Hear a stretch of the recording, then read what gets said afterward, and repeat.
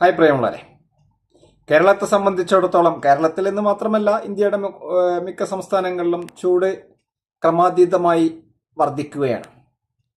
അപ്പോൾ കേരളത്തിൽ ഇപ്പോൾ ചൂട് മൂലം ഇഴജന്തുക്കളെല്ലാം പുറത്തിറങ്ങി വരുന്നു, അതുമൂലം അപകടങ്ങൾ ഉണ്ടാകുന്നു എന്ന ഒരു വാർത്തയാണ് നമ്മൾ കേട്ടുകൊണ്ടിരിക്കുന്നത്. ഇതിന് പരിഹാരം നമ്മളെ പ്രകൃതിയാൽ തന്നെ ഉള്ള ഒരു പരിഹാരം നമുക്കിവിടെ നിർദ്ദേശിക്കാം. കാരണം വീടും പരിസരവും വൃത്തിയാക്കുക എന്നുള്ളത് അതിൻ്റെ ഒരു പ്രധാന ഘടകമാണ്. ചപ്പ് ചവറുകളൊന്നും കൂട്ടിയിടാതിരിക്കുക, പരിസരമൊക്കെ വൃത്തിയായി സൂക്ഷിക്കുക, അത് പിന്നെ പ്രത്യേകം ഉണർത്തേണ്ടതില്ല.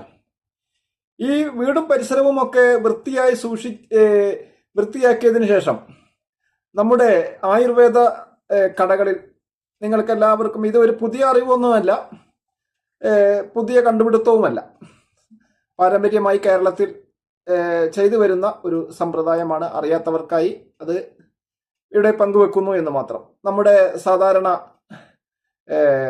വെട്ടുമരുന്ന് പീടികയിൽ കിട്ടുന്ന പാൽക്കായം, സാധാരണ മരുന്ന് പീടികളിലൊക്കെ ആയുർവേദ മരുന്ന് കടകളിലൊക്കെ ലഭ്യമാകും പാൽക്കായം.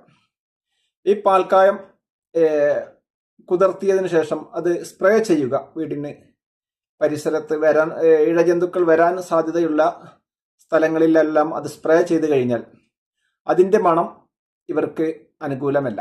അതുകൊണ്ട് ആ പരിസരത്തേക്ക്, പാൽക്കായം സ്പ്രേ ചെയ്ത പരിസരത്തേക്ക് ഇഴജന്തുക്കളൊന്നും വരുന്നതല്ല. പിന്നെ അല്ലെങ്കിൽ അത് കുറച്ച് വലിയൊന്നുമില്ല എങ്കിലും കുറച്ചും കൂടി എക്സ്പെൻസ് കുറക്കാൻ വേണ്ടി അതിൻ്റെ പീസുകൾ ജനല് അതേമാതിരത്തെ എവിടെയെങ്കിലുമൊക്കെ സാധ്യതയുള്ള സ്ഥലങ്ങളിലൊക്കെ അതിൻ്റെ പീസുകൾ വെച്ച് കഴിഞ്ഞാൽ ആ മണം അവിടെ എന്നും നിലനിൽക്കും. അത് നമുക്കത്ര ശക്തിയുള്ള ഒരു മണമായിട്ടൊന്നും തോന്നിയില്ലെങ്കിലും ഈ വരുന്ന ഇഴജന്തുക്കൾക്കെല്ലാം ആ മണം നെഗറ്റീവാണ്. അവർ ആ മണമുള്ളിടത്തേക്ക് വരികയില്ല.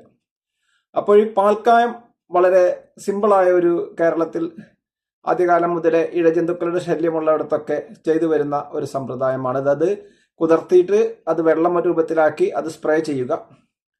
അല്ല എന്നുണ്ടെങ്കിൽ അതിൻ്റെ പീസുകൾ ഇത്തരം സ്ഥലങ്ങളിലൊക്കെ വെച്ച് കഴിഞ്ഞാൽ അതിൻ്റെ മണം ഇവർക്ക് കിട്ടണം എന്നുള്ളതാണ് ഉദ്ദേശിക്കുന്നത്. ആ മണം കിട്ടിക്കഴിഞ്ഞാൽ ആ ഭാഗത്തേക്ക് ഒരു പാമ്പ് പോലും അടുക്കില്ല.